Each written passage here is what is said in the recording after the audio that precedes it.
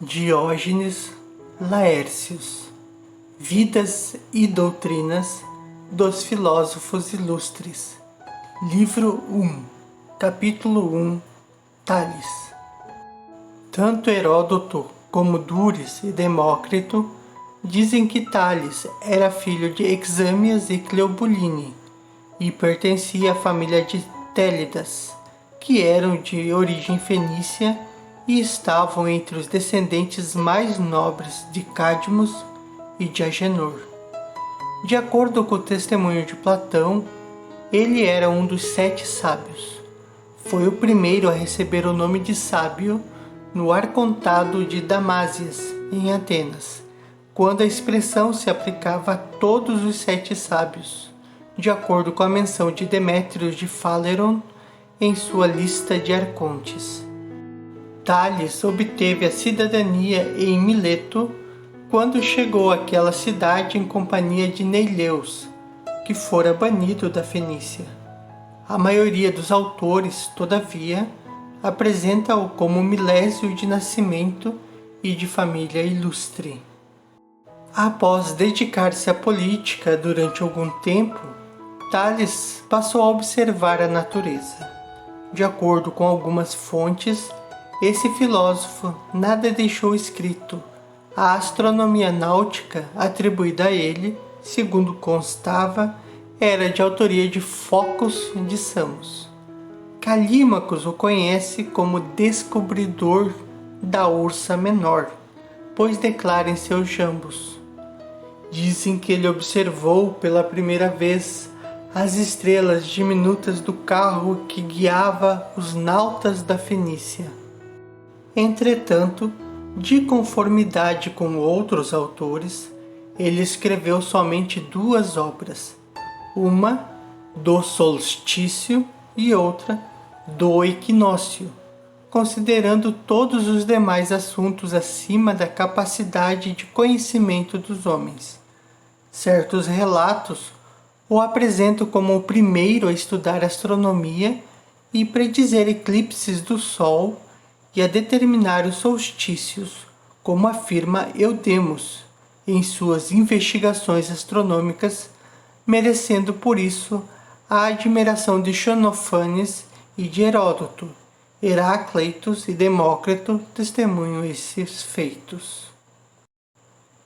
Alguns autores, inclusive o poeta Coirilos, dizem que Tales sustentou pela primeira vez a imortalidade da alma. Foi ainda o primeiro a determinar o curso do Sol de solstício a solstício e, de conformidade com algumas fontes, declarou pela primeira vez que o tamanho do Sol correspondia a 720ª parte do círculo solar e que o tamanho da luz obedecia à mesma fração do círculo lunar. Tales foi também o primeiro a dar ao último dia do mês o nome de 30º e o primeiro, dizem alguns autores, a discutir problemas físicos. Aristóteles e Hípias afirmam que, raciocinando a partir da pedra ímã e do âmbar, Tales atribuiu uma alma até a objetos inanimados. Pamphile assevera que, tendo aprendido geometria com os egípcios, Tales foi o primeiro a inscrever um triângulo equilátero num círculo e, por essa descoberta, sacrificou um boi. Outros autores, entre os quais o aritmético Apolodoro, contam a mesma história a respeito de Pitágoras. Foi Pitágoras quem desenvolveu em toda a sua plenitude as descobertas atribuídas por Calímacos em seus jambos ao frígio Euforbos, ou seja, os triângulos escalenos e tudo mais que se relaciona com a geometria teórica. Atribuíam-se também a Tales conselhos excelentes a propósito de assuntos políticos. Por exemplo, quando Croesus mandou emissários a Mileto propondo condições para uma aliança, ele frustrou o plano. Essa atitude veio a ser a salvação da cidade, por ocasião da vitória de Ciro.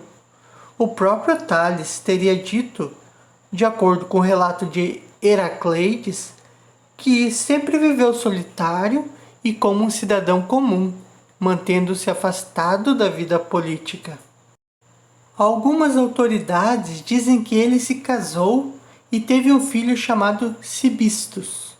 Outros declaram que Tales permaneceu solteiro e adotou o filho de sua irmã, e quando alguém lhe perguntou por que não tivera seus próprios filhos, ele respondeu: por amor aos filhos. Conta-se também a história segundo a qual, quando sua mãe tentou induzi-lo a casar-se, ele respondeu que era muito cedo, e quando ela voltou a pressioná-lo posteriormente, o filósofo ponderou que já era tarde demais. No segundo livro de sua obra Notas Esparsas, Hierônimos de Rhodes relata que, a fim de mostrar que era fácil enriquecer, Tales, prevendo uma boa safra de azeitonas, arrendou todos os moinhos destinados à produção de azeite, e assim ganhou muito dinheiro. Tales disse que o princípio do universo é a água, e que o mundo é dotado de alma e repleto de divindades. Segundo constava, ele teria identificado as estações do ano e o teria dividido em 365 dias. Ninguém lhe deu lições, com a única exceção de sua viagem ao Egito, onde passou algum tempo com os sacerdotes. Hierônimos conta-nos que Tales mediu a altura das pirâmides pela sombra das mesmas, fazendo a medição na hora em que nossa própria sombra corresponde ao nosso tamanho. Segundo o relato de Mínias, ele conviveu com Trasíbulos, o tirano de Mileto. A história muito divulgada da trípode, encontrada por um pescador e mandada pelo povo de Mileto sucessivamente a todos os 7 sábios, é a seguinte: quando alguns rapazes jônios compraram de um pescador milésio o produto de seu trabalho, eclodiu uma disputa a propósito de uma trípode recuperada durante a pescaria. Afinal, os milésios submeteram a questão ao oráculo de Delfos e o deus proferiu a seguinte resposta: interrogais Apolo, prole de Mileto, sobre a trípode? Respondo: a trípode será do homem mais sábio. Diante desse pronunciamento, os milésios aderam a Tales. Este, entretanto, mandou a outro dos sábios, e assim por diante, até chegar a Solon, que, atribuindo aos deuses a primazia em sapiência, mandou devolvê-la a Delfos. Em seus jambos, Calímacos apresenta uma versão diferente da história, tirada por ele de Maiandrios de Mileto. Segundo essa versão, Baticles de Arcádia deixou ao morrer uma taça com instruções expressas para que fosse entregue ao homem mais útil por sua sapiência. Ela foi então enviada a Tales, passou sucessivamente pelos demais sábios e voltou, afinal, a Tales. Este mandou-a a Apolos de Dimeus, com a seguinte dedicatória, reproduzida por Calímacos: consagra-me, Tales, ao povo de Neileus, 2 vezes oferecida, prêmio ótimo. A inscrição em prosa, todavia, é: oferta de Tales, filho de Exames Milésio, a Apolo Delfino, após obter 2 vezes o prêmio supremo dos helenos. O filho de Baticles, cujo nome era Tírion, levou a taça de local em local a crer nas informações de Eleusis em sua obra sobre Aquileus e de Alexon de Mindon no 9º livro de suas lendas. Mas Eudoxos de Sínidos e Euantes de Mileto afirmam que um certo homem, amigo de Croesus, recebeu do rei uma taça de ouro a fim de entregá-la ao mais sábio dos helenos. Este homem deu-a a Tales, que passou aos outros sábios sucessivamente até chegar a Quilon. Esse perguntou de Apolo Pítio quem era mais sábio que ele. O deus respondeu que era Mison, de quem voltaremos a falar. Ele aparece na lista elaborada por Eudoxos, no lugar de Cleóbulos.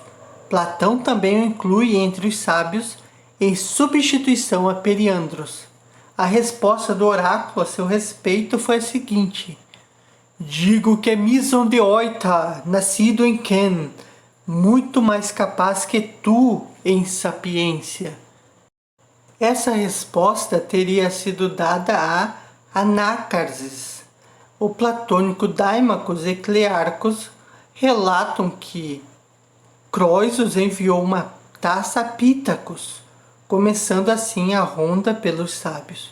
A história contada por Andron em sua obra A Trípode é no sentido de que os argivos teriam oferecido uma trípode como prêmio pela excelência ao mais sábio dos helenos.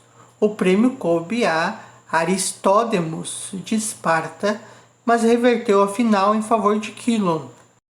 Alcaios menciona Aristódemos nos seguintes termos: consta-se que Aristódemos disse em Esparta palavras de forma alguma insensatas. O homem é sua riqueza, e nenhum pobre é famoso. Alguns autores registram que Periandros despachou uma nau com sua carga para Trasíbulos, tirano de Mileto, e quando ela afundou nas águas da ilha de Cos, alguns pescadores recuperaram uma trípode. Fanódicos, entretanto, afirma que ela foi encontrada em águas atenienses e trazida para Atenas. Realizou-se uma assembleia e a trípode foi mandada a Bias, por razões que exporemos na vida deste último sábio. Há outras versões, segundo a qual a trípode teria sido feita por Hefaistos e dada por este deus a Pélops como presente de casamento. De Pélops ela passou para Menelaus e foi levada por Paris, juntamente com Helena, sendo lançada por ela em águas próximas a Cos, pois a Lacônia disse que a mesma seria a causa de conflitos. Posteriormente, certas pessoas de Lébedos, tendo comprado o produto de uma pescaria nos arredores, apossaram-se da trípode e, como houve divergência com os pescadores a propósito da mesma, dirigiram-se a Cos. Lá, não podendo resolver a questão, submeteram-no aos habitantes de Mileto, sua metrópole. Os milésios enviaram uma delegação para tratar do assunto, mas tendo seus homens sido destacados, entraram em guerra contra Cos. Muitos combatentes tombaram em ambos os lados, e um oráculo declarou que a trípode teria de ser dada ao homem mais sábio. As partes litigantes concordaram em entregá-las a Tales, por quem começou a ronda pelos sábios. Ele, afinal, dedicou-a a Apolo de Dídime. O oráculo dirigido aos coanos tinha o seguinte teor: a disputa entre os Méropes e os Jônios pela trípode que Hefaistos lançou ao mar não cessará antes que ela deixe a cidade e chegue à casa do homem cuja sabedoria conhece e revela o passado, o presente e o futuro. O oráculo dos Milésios, começando com as palavras: interrogais Apolo, prole de Mileto, sobre a trípode, já foi citado acima, e isso é bastante a esse respeito.